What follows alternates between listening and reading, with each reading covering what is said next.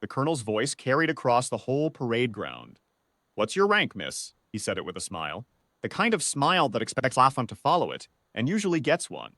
280 men stood in formation on the gravel flats of Fob Harlan, dress uniforms pressed, the October wind coming cold off the ridge line above us, and every one of us heard it. I was in the second rank, close enough to watch his face. Colonel Harwick. 22. 2 combat tours, a chest full of decorations. He had spotted the woman standing slightly apart at the edge of the assembly. No unit patch on her left sleeve, no rank visible, a plain patrol cap pulled low. She looked young. She looked like she did not belong at a battalion medal ceremony. He had walked the 6 steps toward her the way men walk toward a question they already know the answer to. She looked at him without expression. "Specialist," she said. He turned to his aide with that smile still in place. "Somebody tell me why a specialist is standing at my ceremony." I heard a few men in the ranks suppress something. I did not suppress it. I will tell you that honestly. I thought the same thing he was thinking. She had no unit flash, no combat patch, no name on the roster I had seen that morning. I had assumed she was a liaison from somewhere, attached for administrative reasons, and would be gone by nightfall. I was a staff sergeant, with 11 years in. I had been on that mountain. I thought I knew who mattered. The general moved before the aide could answer.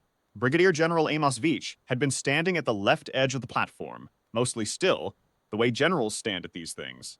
Present but removed, watching.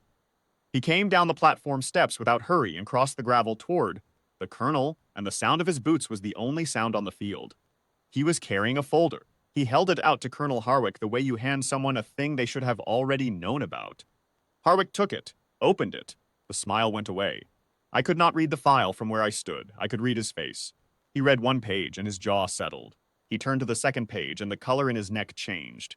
The aide beside him leaned slightly, trying to see, and Harwick moved the folder away without looking at him. He read slowly. The wind moved through the formation. Nobody spoke. I looked up at the ridgeline. It had no name on any map we used. We called it the Shelf, because it jutted from the mountain's eastern face like a stone table, 300 meters above the pass road. On the night of the 14th of September, while our battalion was pinned in the valley below, and the extraction corridor was being held by a force we could not count in the dark, one shooter had taken position on the shelf and stayed there. Our radio operator had picked up a single transmission at 0214 hours. A voice, calm, calling out firing adjustments to no one in particular, coordinates that matched nothing on our call sheet. We had assumed it was crosstalk from another unit. We had assumed a lot of things that night. The pass stayed open. We did not know why until 4 days later, when an intelligence debrief mentioned a field attachment who had been tasked to that sector and had not reported out until the morning of the 15th. 11 hours on that rock. 23 confirmed engagements. When the route finally cleared and we walked the battalion out before dawn, every man who crossed that road was alive because the corridor had been held. We had attributed it to air support. We had attributed it to a lot of things. Her name was not on the citation they read at the ceremony.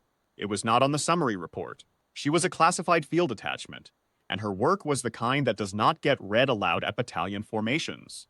She was standing 30 feet from the colonel because someone had sent her the date and she had come. That was all. She had simply come.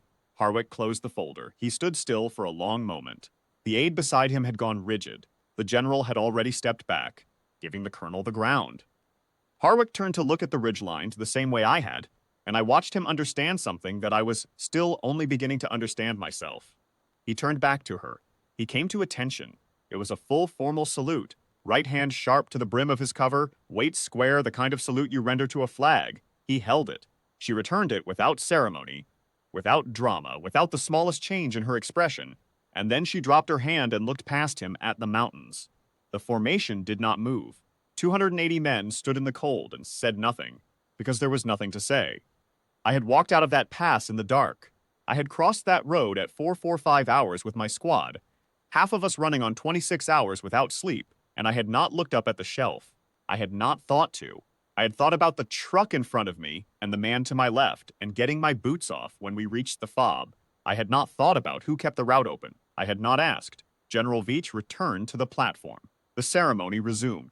Her name was not read. She accepted nothing.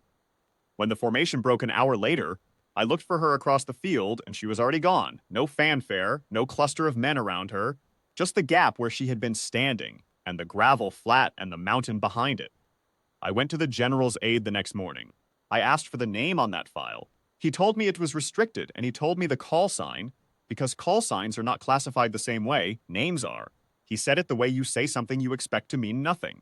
Pale Ridge. I wrote it on the inside cover of the notebook I carried that deployment. I have carried a notebook every deployment since, and I have written it in every one. Not as a reminder of her. She does not need my reminders. As a reminder of what I almost did on that parade ground, of the smirk I did not suppress, of the 11 years I had and the assumption I made in 3 seconds flat, looking at a woman with no patch on her sleeve and deciding she did not belong. Colonel Harwick requested a transfer 4 months later. I do not know if that ceremony had anything to do with it. I know that on the morning after it, I saw him standing alone at the eastern fence of the fob, looking up at the shelf for a long time, his coffee going cold in his hand. The ridgeline does not look like much from the valley. A gray jut of rock above the tree line, unremarkable, the kind of terrain feature you stop noticing after the first week. I notice it now. I notice everything about it. I think about 11 hours, and a wind that came in hard off the peaks around midnight, and a woman who stayed in position anyway, and 280 men who walked a road in the dark and never once thought to look up. She gave us that road. She gave it to all of us, the colonel included, and she asked nothing for it. No recognition, no ceremony, no adjusted roster. She came on the day, stood in the cold, and when it was done, she left. I did not learn her name. I do not think she would want me to have it. But I know what the shelf looks like in October light, and I know what it cost to hold it, and I know that I owe her the honesty of admitting that I almost laughed. I did not laugh. That is the only thing I have. I carry it.